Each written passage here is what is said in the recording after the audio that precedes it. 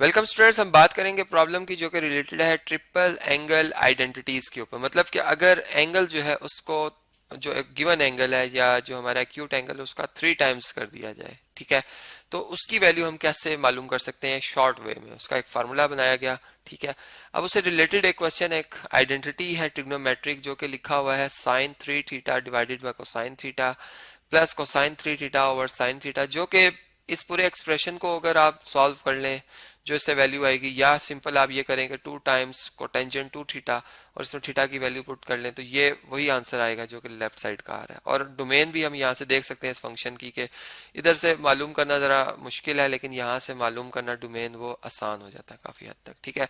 मतलब हम 2 theta angle जो है वो ऐसा एंगल पुट नहीं करेंगे जिससे कि, जैसे मैं कह सकता हूँ 0 डिग्री, क्योंकि कोटेंजेंट रेशियो थी कॉज ओवर साइन की और जीरो पे साइन जीरो होता है। तो अगर 2 थीटा जीरो के इक्वल हो गया तो इसका मतलब कि फंक्शन अनडिफाइंड हो जाएगा। इसी तरह पाई एंगल 2 थीटा पाई के इक्वल नहीं हम पुट कर सकते, ठीक है, क्योंकि इसमें जारी बात है कि साइन जो पाई की वैल्यू होती है वो कितनी होती है? जीरो होती है।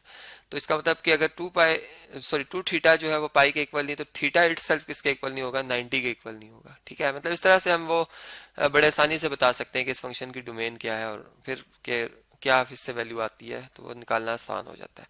चलिए लेफ्ट हैंड साइड को हम कंसीडर करते हैं। लेफ्ट हैंड साइड जो है हमारी वो इक्वल टू है sine 3 theta over cosine theta plus cosine 3 theta over sine theta, ठीक है जी। तो ये हमने यहाँ पर दर्ज कर दी। अब इसमें अगर एलसीएम ले लिया जाए, जो कि एक बहुत आसान तरीका हो जाएगा हमारे लिए एलसीएम लेकर सॉल्व करना, कि इसमें हम जानते हैं कि साइन थीटा और कोसाइन थीटा, ठीक है, यहाँ पर साइन थीटा और कोसाइन थीटा ये आ जाएंगे हमारे पास इसके एलसीएम के लिए, ठीक है। और ये जो साइन थीटा है ये यहाँ आकर साइन 3 थीटा से मल्टीप्लाई हो जाएगा, तो हम यूं लिख सकते हैं साइन 3 थीटा, ठीक है, साइन थीटा, ओके, प्लस इसी तरह से अगर आप देखें तो ये कोसाइन थीटा जो है इधर आकर कॉस 3 थीटा से मल्टीप्लाई हो जाएगा, तो यहाँ पे हम लिख सकते हैं कॉस 3 थीटा कॉस थीटा, ठीक है जी। अब हमने एक फार्मूला पढ़ रखा है कॉस अल्फा माइनस बीटा का, जो किसके इक्वल होता है जी? Cosine alpha cosine of beta angle plus sine of alpha sine of beta angle, ठीक है। मतलब ये वैल्यू सेम आती है हमारी। तो इसमें भी हम ऐसे ही कर सकते हैं कि ये जो हमारी साइड है, मतलब ये सेकंड टर्म है, इसको मैं फर्स्ट टर्म की जगह लिख दूं और इसको सेकंड को जो है वो, सॉरी फर्स्ट जो है उसको सेकंड की जगह अगर लिख दूं तो यही बन जाएगा एक्सप्रेशन जो कि कॉस अल्फा माइनस बीटा के इक्वल। तो इसको मैं लिख सकता हूँ कि कोसाइन अल्फा माइनस बीटा। अब इसमें अल्फा अगर आप देखें तो ये 3 थीटा है और बीटा जो है वो अल्फा है, तो हम इसे लिख सकते हैं 3 थीटा माइनस थीटा, ठीक है, और डिवाइडेड बाय किसके आ जाएगा? Sine theta into cosine theta के, ठीक है जी। तो देखिए अब ये अगर आप सॉल्व करें 3 थीटा में से एक कम कर दें थीटा, तो ये कॉस 2 थीटा आ जाएगा, ठीक है, over sine theta cosine theta, ठीक है जी। अब देखिए जो रिजल्ट हम प्रूव करने जा रहे हैं इसमें एंगल जो है वो 2 टाइम्स है, मतलब 2 थीटा आ रहा है। इसका मतलब कि न्यूमरेटर हमारा ठीक लिखा हुआ है, दुरुस्त है, लेकिन डिनोमिनेटर को वैसा बनाने के लिए एक और फार्मूला हम जानते हैं कि जो साइन डबल एंगल आइडेंटिटी है साइन 2 थीटा, ये किसके इक्वल होता है? ये इक्वल टू होता है sine theta into cosine theta के, ठीक है। तो यहाँ पर अगर आप देखें तो 2 मिसिंग है। अगर मैं खुद से 2 मल्टीप्लाई कर देता हूँ तो मुझे न्यूमरेटर को भी 2 से मल्टीप्लाई करना होगा क्योंकि मैं डिनोमिनेटर में 2 से मल्टीप्लाई कर रहा हूँ, ठीक है। तो ये मेरा प्रॉब्लम सॉल्व हो सकता था। वो साइड या वो एक्सप्रेशन बनाया जा सकता है जो कि हमें रिक्वायर्ड है। तो यहाँ पर हम लिख सकते हैं 2 कोसाइन 2 थीटा ओवर, ये देखें अब ये 2 साइन थीटा कॉस थीटा किसके बराबर है? साइन 2 थीटा के, ठीक है। तो अब कोसाइन ओवर साइन की जो रेशियो होती है ये कोटेंजेंट के इक्वल होती है, ठीक है। तो आप इसे इस तरह से लिख सकते हैं कि ये इक्वल टू है 2, ठीक है, कोटेंजेंट 2 थीटा के, ठीक है। और ये हमारे पास कौन सी साइड आ गई है जी? राइट हैंड साइड आ गई है, ठीक है। तो इस तरह से आप देख सकते हैं कि हमारे पास जो ट्रिग्नोमेट्रिक आइडेंटिटी है, ठीक है, इसको कि हमने ट्रिपल एंगल आइडेंटिटी जो कि इसमें लिखी गई थी इसको भी हम मतलब शामिल कर सकते, उसका भी फार्मूला लगाया जा सकता था, लेकिन हमने एक और वे देखा कि इस तरीके से भी ये क्वेश्चन हमारा जल्दी सॉल्व हो सकता है। एक और प्रॉब्लम कर लेते हैं, टाइम थोड़ा अवेलेबल है हमारे पास।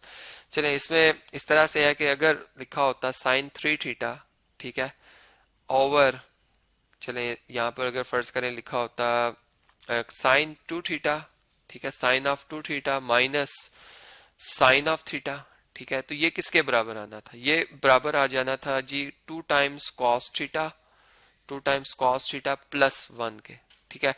अब इस रिजल्ट को हम कैसे प्रूव कर सकते हैं, ठीक है, और ये बात हम जानते हैं कि कॉस जो फंक्शन है इसकी domain set of all real numbers है, मतलब इसका मतलब जो लेफ्ट साइड पे फंक्शन लिखा हुआ है एज अ होल, ये सारा इसकी डोमेन भी ऑल रियल नंबर्स है, हम सब कोई भी वैल्यू पुट कर सकते हैं एंगल की, ठीक है, ये दुरुस्त आएगा जवाब हमारा।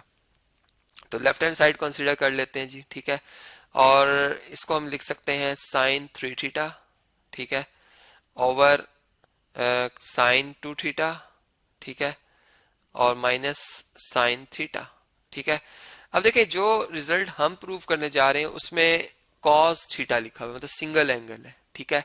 तो अब हम यूं देख लेते हैं कि अच्छा जो हमने फार्मूलाज पढ़े हुए हैं, ठीक है, अगर उन फार्मूलाज के हवाले से थोड़ी सी रिवीजन कर लें हम, ठीक है, तो हमने ये बात यूं समझी थी कि जो साइन 3 थीटा है, ठीक है, ये किसके इक्वल होता है? ये इक्वल टू होता है जी 3 साइन थीटा, ठीक है, -4 टाइम्स साइन क्यूब थीटा के, ठीक है। तो अगर अगर चलें इस वैल्यू को हम इसमें पुट कर लें, इस साइन 3 थीटा की इस वैल्यू को इसमें पुट कर लें, तो हमारी ये वाली साइड क्या बन जाएगी? ये बन जाएगी 3 sine theta -4 sine cube theta, ठीक है जी, ये हम लिख देंगे। जबकि डिवाइडेड में अगर देखें तो ये जो cos 2 theta, sorry sine 2 theta, ये किसके इक्वल होता है? ये हम जानते हैं कि ये 2 times sine theta cos theta के इक्वल होता है, 2 times sine theta cosine theta के इक्वल होता है। तो ये भी चलें इसकी जगह हम ये दर्ज कर लेते हैं अब।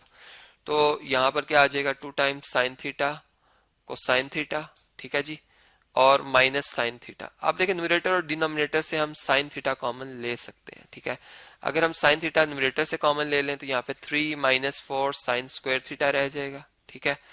और डिवाइजर में अगर आप देखें तो यहाँ से अगर हम साइन थीटा कॉमन ले लें तो हमारे पास क्या आ जाएगा? 2 कॉस थीटा -1, ठीक है, और ये साइन थीटा से हमने क्या कर दिया जी? कैंसिल कर दिया यहाँ तक, ठीक है। ये बात तो क्लियर होगी आपको।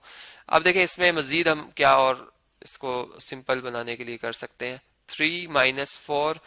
अब जो जवाब है हमारा उसमें उसमें अगर आप देखें राइट हैंड साइड जो कि हमारी है उसमें 2 कॉस थीटा +1, उसमें साइन थीटा नहीं लिखा हुआ, तो इस साइन स्क्वायर थीटा की जगह मैं लिख सकता हूँ 1 माइनस कॉस स्क्वायर थीटा, ठीक है, और डिवाइडेड बाय 2 कॉस थीटा -1 आ जाएगा, ठीक है। अब चलें इसमें मजीद इसको अगर हम सिंप्लीफाई करें तो हमारे पास क्या रिजल्ट आएगा? देखें इसमें 3 -4 +4 कोसाइन स्क्वायर थीटा आ जाएगा, ठीक है, ओवर 2 कॉस थीटा -1 आ जाएगा, ठीक है। अब देखें ये बन जाएगा -1 +4 कॉस थीटा को मैं लिख सकता हूं 2 कॉस थीटा का होल स्क्वायर, ठीक है। और यहाँ पर चलें इसको एज इट इज रहने देते हैं, कॉस थीटा 2 कॉस थीटा -1, ठीक है। अब इसमें अगर मैं एक थोड़ा सा ये वर्क कर लूं कि मैं इससे तरतीब दे दूं, जो सेकंड टर्म है मेरी यानी 2 कॉस थीटा होल स्क्वायर, इसको मैं राइट साइड पे लिख दूं और 1 को इधर लिख दूं, ठीक है, और डिवाइडेड बाय 2 कॉस थीटा -1 ही लिख दिया जाए। अब देखिए 1 ऐसा नंबर है कि जिसका स्क्वायर 1 ही है, ठीक है, और इस पे अगर हम एक फार्मूला यूज करें a square minus B square का, तो ये किसके इक्वल होता है? ये a प्लस बी, मतलब उन्हीं दो टर्म्स के सम और उन्हीं दो टर्म्स के डिफरेंस के प्रोडक्ट के इक्वल होता है, ठीक है। तो यहाँ पर फिर इसका होता है ये 2 कॉस थीटा -1 एक दफा आएगा और एक दफा आएगा 2 कॉस थीटा +1, ठीक है, और डिवाइडेड बाय 2 कॉस थीटा -1, ठीक है, और ये आपस में कैंसिल वन टाइम, ठीक है, एक सेम एक्सप्रेशन, और हमारा रिजल्ट क्या आ जाएगा? 2 कोसाइन थीटा +1, जो कि राइट हैंड साइड है, जो कि हमारी रिक्वायर्ड राइट हैंड साइड है। तो इस तरीके से आपने देखा कि हमने जो ट्रिग्नोमेट्रिक ये आइडेंटिटी है इसको प्रूव किया और इस पे हमने फार्मूला अप्लाई किया जो कि ट्रिपल एंगल आइडेंटिटी का था। और इसी तरीके से अब नेक्स्ट जो भी प्रॉब्लम होंगे आप इसी को एक दो दफा रिवाइज कीजिएगा इन क्वेश्चंस को, और फिर इससे आप समझ के नेक्स्ट क्वेश्चन कर लीजिएगा।